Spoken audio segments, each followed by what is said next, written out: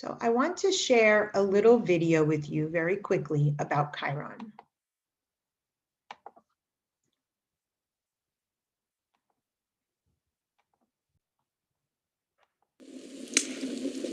Mr. Bruner?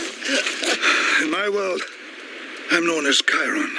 Centaurs are fantastic creatures with the head and torso of a human and the body of a horse. Typically, they are barbaric and wild, with the exception being the gentle Chiron. You can receive all the training in the world, but ultimately, you have to follow your instincts. Chiron was the wise and immortal son of the Titan Kronos, and he taught many of the famous Greek heroes, including Heracles, Jason, and Achilles. So as I said before, he was the, let me stop sharing the screen.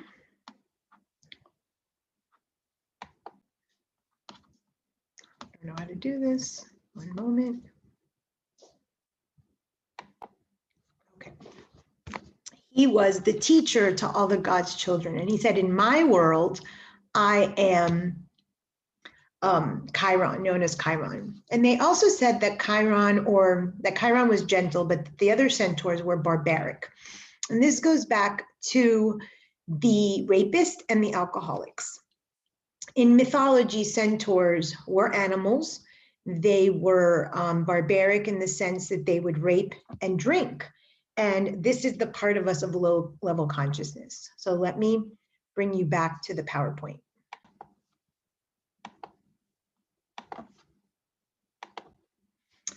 So here's the image of the Percy Jackson. Again, he was the most evolved centaur. This is us and being called to a high level of consciousness, not the low level of consciousness of child or a parent's womb at the moment of conception. And like I said, in the Hercules movie of Chiron, you always saw Hercules with Phil, who is the relationship between the centaur and the warrior, the wound and the warrior. The warrior is our Mars aspect in our chart, and it has to do with the validation or the ego that we seek. If I do this behavior enough, then maybe I'll get loved. And this is the relationship of the adrenals, and if we fight, flight, or freeze in our chart. I will speak to specific signs and houses of Chiron in a moment. So let me take you back to some more mythology around Chiron. His father was Saturn or Kronos. His mother was Philyra. As we know, Saturn was dethroned by his son. Philyra is an ocean nymph. The ocean represents the bottom of the ocean, or the 12th house in astrology, what we keep hidden, the subconscious, the Siya Durga, and the lack of self-awareness. So imagine that Chiron is the product of parents with very strong unresolved issues, like you, like me. This is the low-level consciousness. This is why this wound keeps reopening, trying to get its needs met, trying to get healed, and it can't if we're working in the fight or flight. It can't if we're working in child. Unconditional love is unresolved trauma from conception. The moment we are conceived, we were kicked out of heaven, the Garden of Eden, the cosmic consciousness, and we struggle with the fact that we have a body, that we are an animal like Chiron. The lower part of his body represents the humanity. The upper part of his body represents our divinity. We have the divine spark in the third chakra because it's the lower consciousness. It's our lower nature. And it's through our humanity, our lower nature, that we can experience and express our divinity. Chiron in the chart speaks of the unresolved trauma from conception, the primordial wound that later on becomes your story, your 0 to 7 lived out story of how you got quote unquote kicked out of your family. Remember, even if your snow globe has a tiny little crack, you still have something that your parents didn't want you to talk about or behave a certain way. That becomes your wound. Chiron is survival. From 48 to 52 years old, Chiron comes back to its natal placement on the chart. It's a full revolution around the sun. When Chiron is hit with the bow or the arrow of Hercules from the blood of the Hydra, it opens a gash in his thigh. We've spoken about the thigh representing the lower nature, like in the Dionysus myth. We need to understand and accept that we are human and flawed. What he does is he goes out into the world looking for someone to see if they have the antidote to his wound, and in turn ends up healing these people. This is what we call the wounded warrior or the wounded healer. Oftentimes, Chiron in the 1st, the 6th, the 10th, we'll see a very strong archetype of the wounded healer. We are all in turn wounded healers. We heal others, we try to heal others, we try to meet others' needs, all in hopes of getting our own needs. It's not until the 48 to 52, the years, the self-mastery, when we enter Chron, and we actually realize, oh, I have the answers within. And in the video, Chiron says to Percy, you could be taught everything, but you're gonna have to follow your instincts. It has to do with going into that cave, looking at yourself, and you have the answers within. Chiron is fight, flight, or freeze style because it's what you learned as a defense mechanism to try to get your needs met. And I'm gonna share with you by sign the style of fight, flight, or freeze. The master gland indicates there is perceived stress in your life. It's subconscious trauma where your inner child got stuck. Every single person has an inner child. That inner child got stuck as a result of some event, some story in their childhood. My inner child got stuck around 3 years old. I later on worked with growing up my inner child, and I now have a 3-pound Yorkie on purpose because that's my 3-year-old self that I'm always trying to grow into my adult. Identifying your 0 to 7 trauma, your 0 to 7 story will help you identify where your inner child got stuck. And in a moment, I'll talk about how to grow him or her up. The stress signals to the abandoned child, there is danger. Remember, Chiron was abandoned by his mother in the cave. You were abandoned somehow. When you shaved your legs and your mother didn't approve, when you stole something from the cookie jar, there is some story.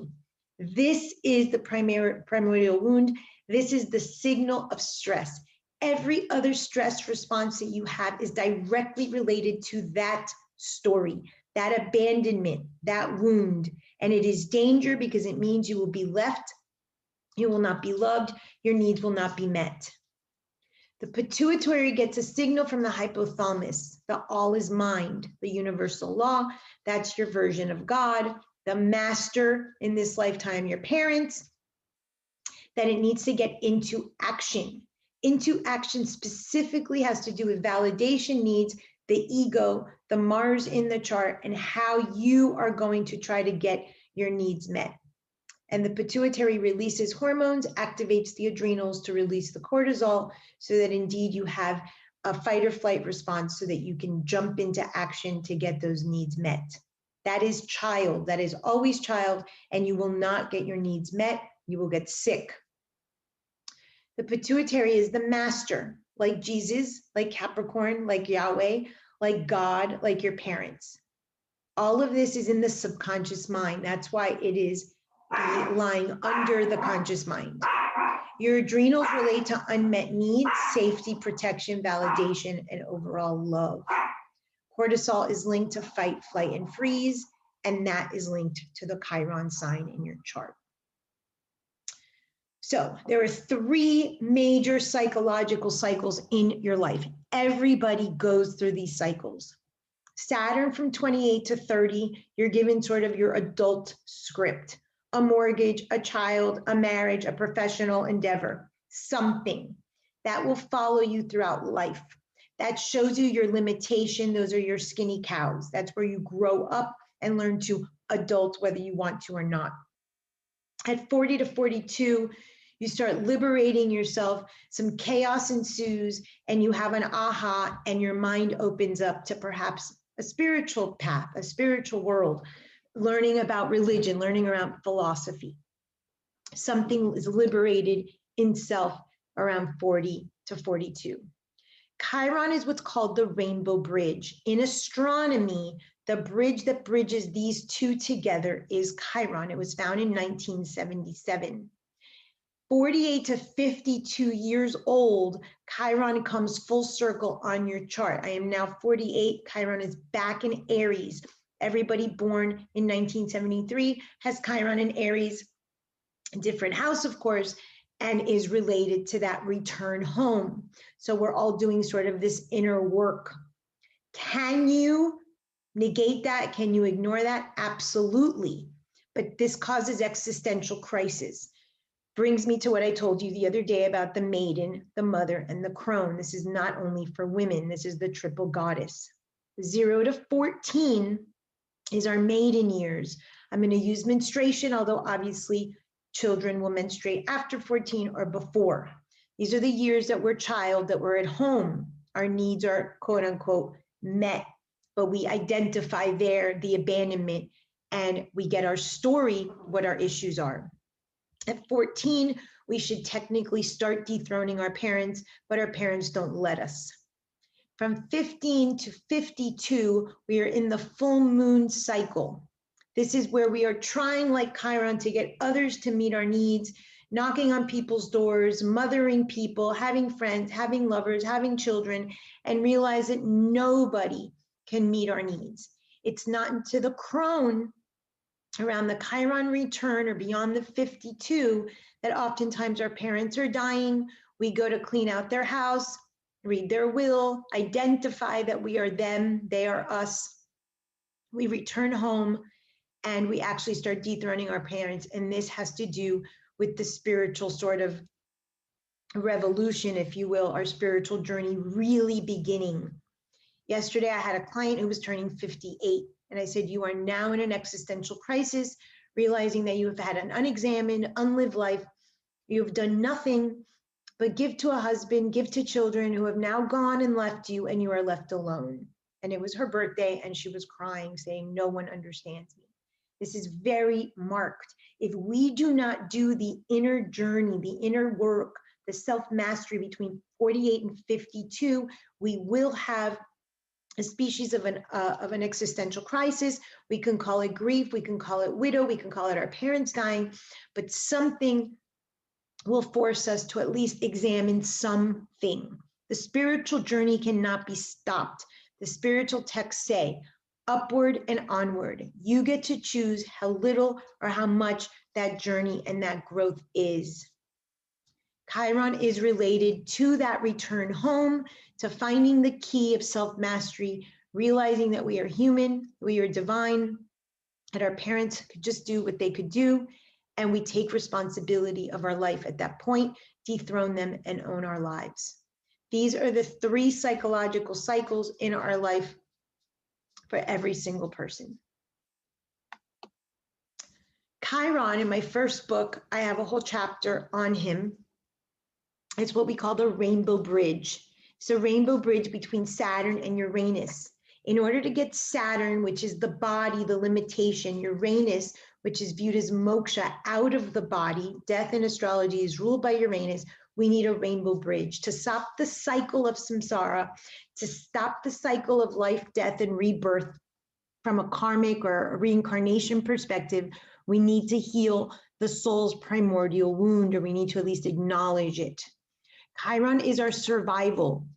We seek others to meet our needs until 48 to 52 years old. That's when we get a return home and hopefully an aha, a spiritual journey, a spiritual path, a spiritual teacher to help us achieve self-mastery.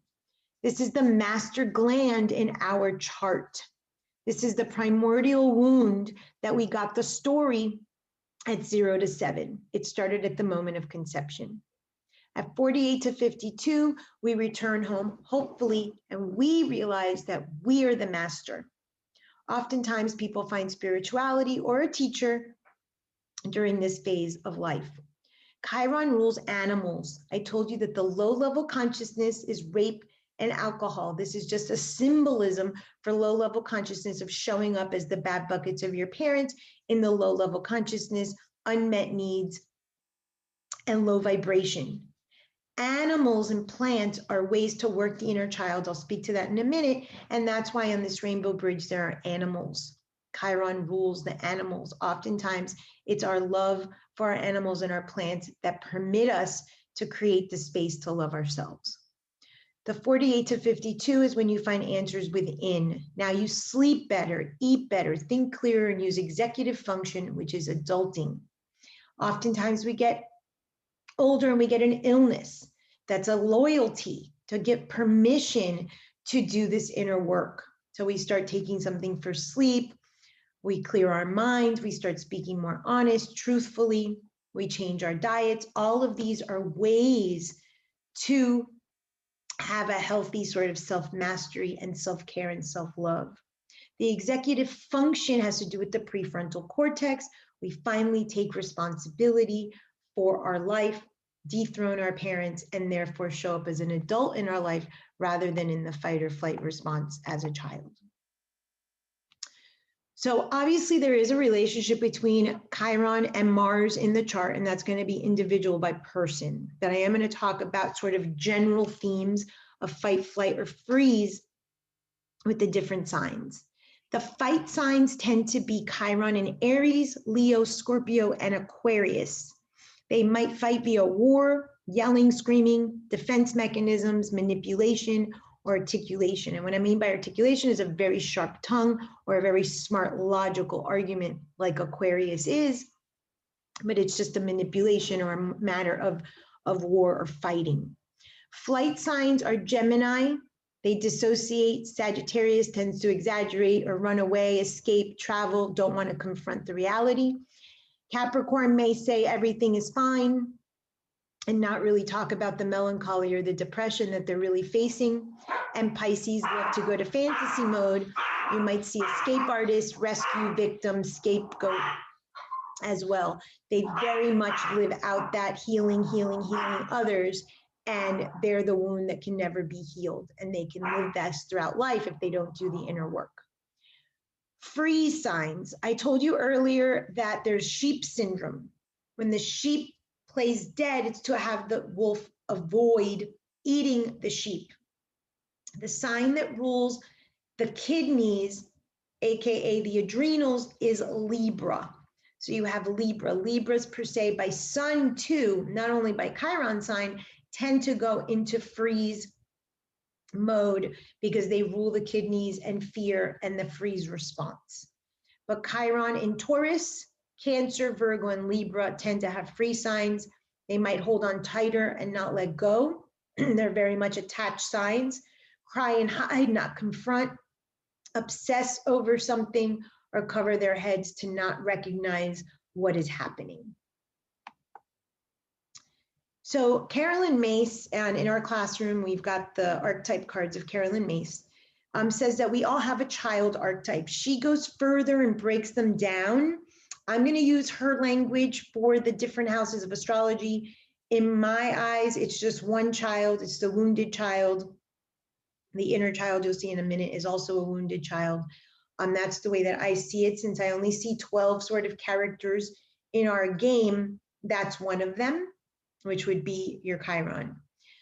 She says wounded child, abandoned child, orphan child, magical or innocent child, dependent child, nature child, divine child. Please do not misunderstand. One is not better than the other. It is the way that you live it out in your reality that determines the name, not because one is better. Divine doesn't mean it's any better than wounded. Divine might be that you were put on a pedestal and you're a narcissist and you really have such low self-worth because you don't know how you possibly can live up to the expectation of narcissism or a divine child. Whereas the wounded child at least identified low self-worth because he or she was thrown out of Olympus.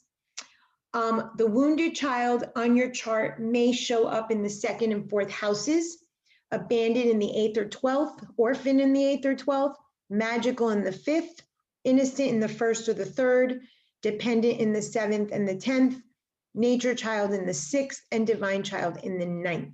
These are just generalities by house and by sign. Obviously, the relationship with Mars is also going to give you an added layer, but this gives you an idea. Notice how the wounded, abandoned, and orphan child are the 4, 8, and 12 houses. Those are the subconscious houses. When you have a Chiron in the subconscious houses, they're very much hidden and they're harder to work through. So your inner child, every single one of us has an inner child.